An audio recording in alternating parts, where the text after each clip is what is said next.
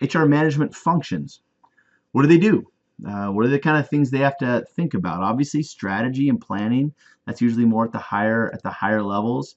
EEO at all levels. Staffing is probably the number one entry point into HR right now. I call them talent managers or talent acquisition managers, whatever.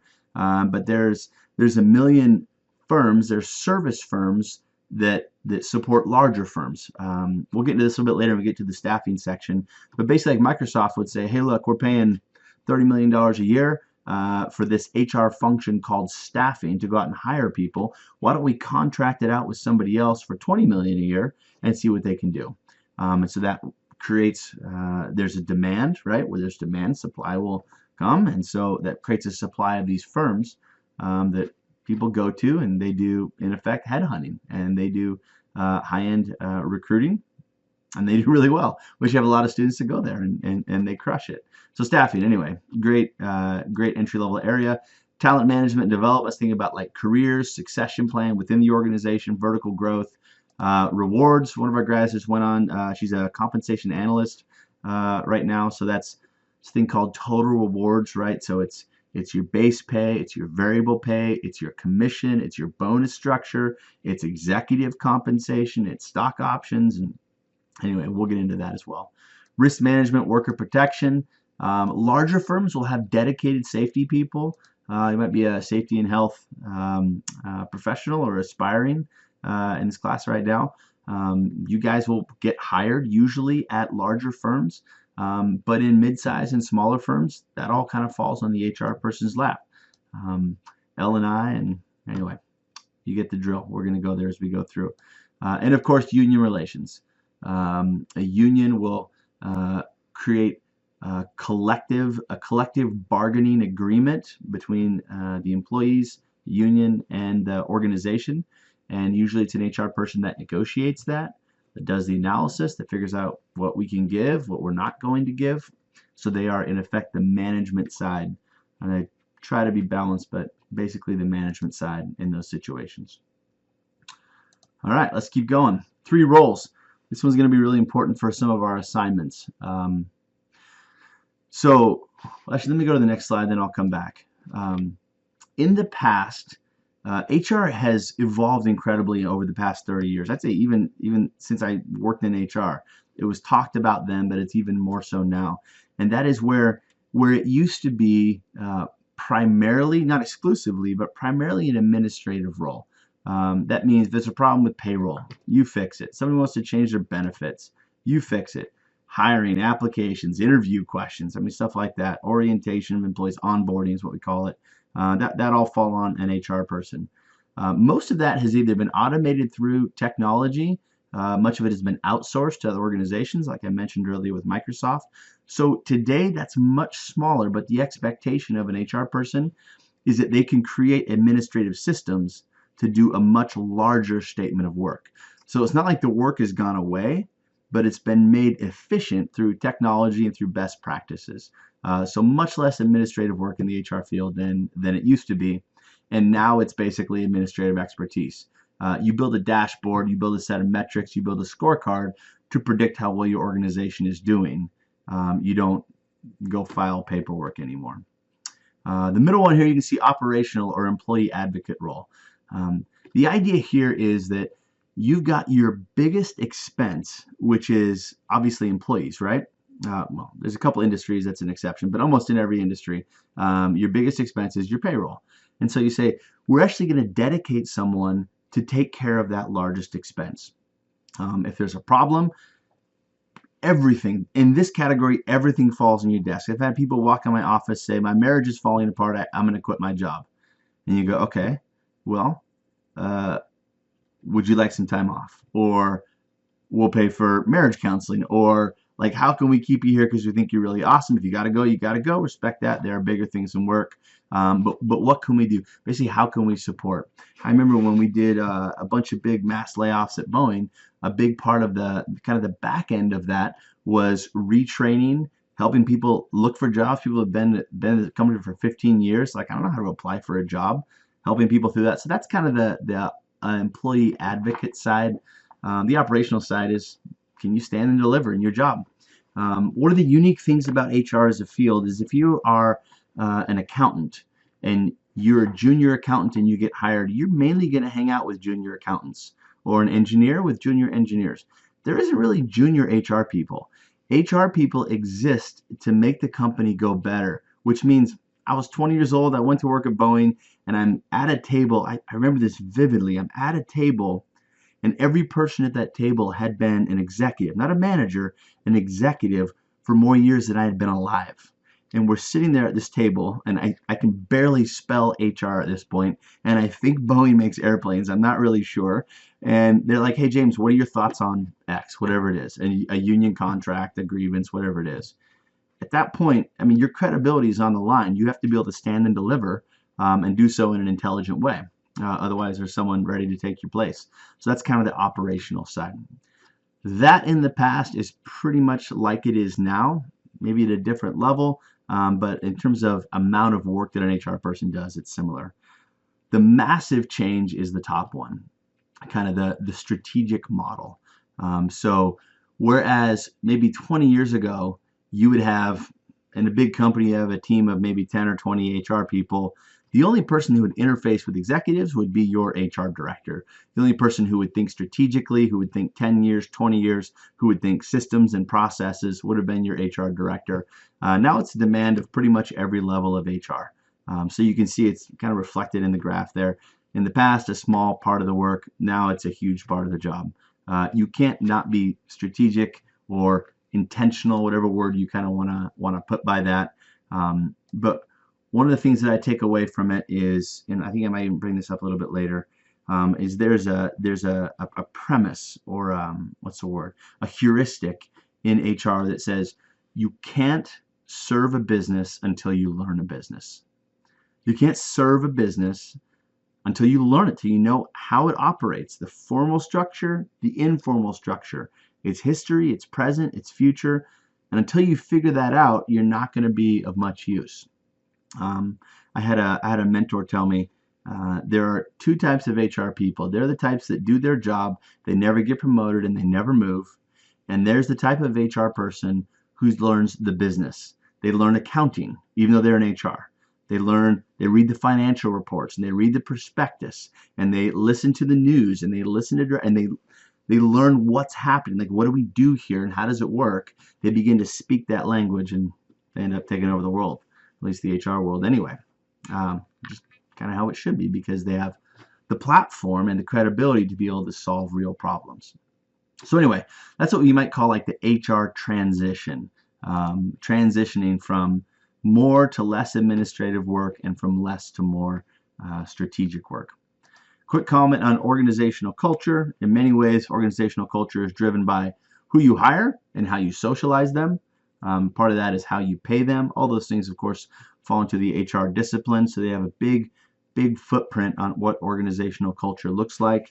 And with legislative changes, there's certainly a focus on creating an ethical culture. Now, there's several studies over the past decade that says, hey, if your company is perceived more ethically, better for your stock price, better for your earnings per share, more people are interested in you, they want to do business with you. That is a matter of trust, and that's fine. I mean, it's a good thing. But this is a really messy reality when it lands on your desk. Just take this for a minute, okay? An individual has their own set of ethics, and it's going to be driven by their parents, like kind of how they grew up, their religion, their whatever, what they were disciplined for, what they were encouraged in, sports teams, whatever it is. They say this is right and this is wrong in a particular context. That's an individual. That's a pretty complex situation about what is and isn't ethical. Now I want you to take that person and then add 99 people just like them, and now they're your work group.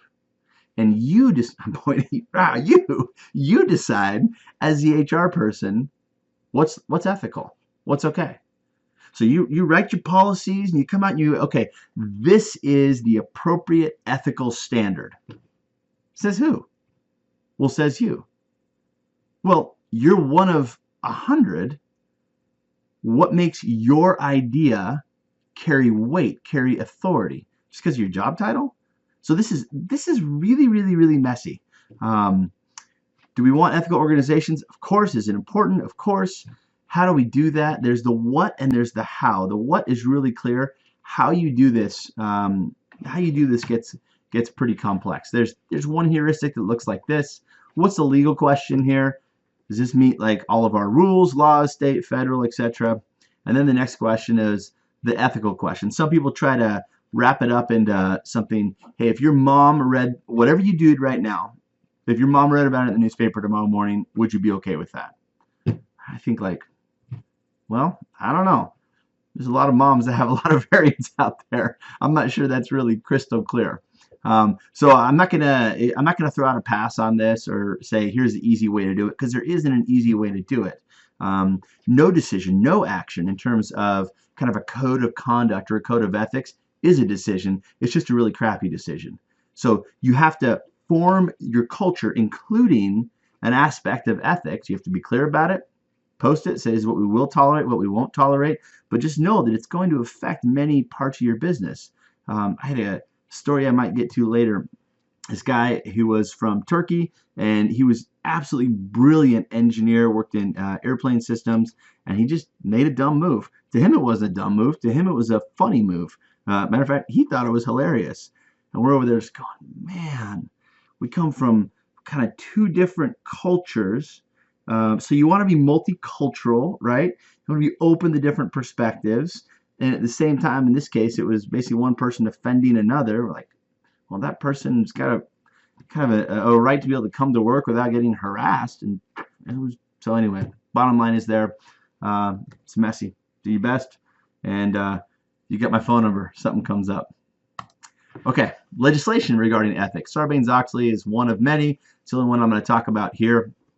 This was passed having to do with some abuses by executives. So here's the big idea behind Sarbanes-Oxley. Establish an ethics code. What do you stand for? If you don't know what that is, you can go to the SHRM website. There'll be some templates that you can work with. Number two, develop employee complaint systems. So if I work for the CEO and I think the CEO is doing some things unethical, Sarbanes-Oxley says you have to provide a platform for me to be able to point it out, to be a whistleblower, and then it's illegal for you to take action back against me. Built into the law to protect people and encourage them to be honest. HR competencies, we've gone through this a little bit, so I'm going to move on. This is a big hairy slide. I don't want you to freak out over it. I'm not going to test you on it. I'll just say this. There is an established body of knowledge. They call it the SHRM BOK, B-O-K. Society of Human Resource Management, body of competency and knowledge. So if you're an HR major, if you want to go to the HR graduate program, it's good to be aware like this is out there. I'm not gonna grill you on it. But part of this, I guess, maybe a comment would be when I was getting my PhD in management, I would tell people that, you know, because I came back to Boeing. I was like, oh, here's where I'm at. Here's what I'm doing. They go, you get a PhD in management? I'm like, apparently so. You know, I'm doing it. And a lot of people said, isn't management just common sense? And I found an interesting consistency between everybody who said that. They weren't managers. And managers were like, whoa, that's a big, hairy topic. You're like, yeah, it's pretty complex. Management is not common sense. I wish it was, or either that or common sense isn't very, very common. But this is kind of the body of knowledge, or this is what an HR person should be able to do. Different areas of expertise that you have. You can see both behavioral competencies and technical competencies. They go together. So anyway, I won't test you on it, but yeah, I want you to know that it is a bounded body of knowledge. It's not just go out there and find some HR stuff. There's very specific things that coalesce into professional certification, which we'll deal with. I want to do that right now with professional certification. So there are several. You may have seen PHR after somebody's name, or SPHR. The one that's growing probably the fastest, PHR, you'll see most common in a few years. That'll probably be different. It'll be this one, SHRM CP. That just means Society of Human Resource Management Certified Professional. Think of this like after a lawyer, after a professor, you might see PhD. They have a terminal degree. They should know their stuff. A lawyer, you see JD, Juris Doctorate. They should know their stuff. After an accountant, you see CPA, Certified Public Accountant. Again, it's just this certification that says they actually know or at least they've proven at some point in their career, maybe they forgot, but at some point in their career, they've proven that they know what they're talking about. And it's a professional standard that pretty much everybody recognizes. We actually have a lot of students when they graduate, before they graduate in their senior year, take the SHRM CP. Excellent thing to walk out of here with. Okay, last thing on this. Again, just an orientation to HR. A little longer than I thought. I was shooting for 15 minutes, but that's okay. Last thing is there's three main jobs when it comes to HR people. There is an HR generalist, which was my first job. Super fun. You've no idea what's going to land in your office that day. You could be making financial projections for a union contract 1 minute, and the next minute somebody got to fight in the parking lot, and you're talking with the police and doing employee discipline. I mean, you just never know. So that's a really, really fun job. An HR specialist is someone who kind of narrows it down to say, this is my one baby. So you're excellent at benefits and understanding contracts with medical providers, or you're excellent in hiring. You can sniff out good talent and kind of like a hound, you can go find them.